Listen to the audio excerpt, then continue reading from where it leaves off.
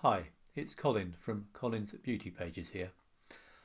I was asked an interesting question on Twitter today. Not Anita asked me, if I apply an SPF 50 sunscreen to my face and then an SPF 15 mineral foundation, what SPF protection do I have? It's an interesting question when you think about it. Do the two products blend and give you an SPF halfway between the two of 32.5? Or does the second one to be applied cancel out the first one, which will leave an SPF of only 15? Or does the bigger number trump the lower one? My reply was that in theory the two sunscreens should be additive, so you would end up with an SPF of 65. That was a good enough answer for Twitter, but I thought it was an interesting enough question to do a blog post going into a bit more detail, because when I said in theory, I was referring to a very specific theory. The theory in question is the Beer-Lambert law, and it's a very old theory. As is often the case, the name is misleading. It wasn't discovered by somebody called Beer-Lambert.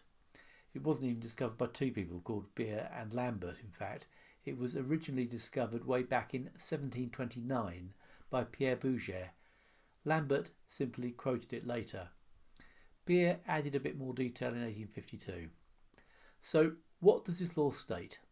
It is simply that the amount of light absorbed by a material is proportional to its thickness, its absorbency and its concentration.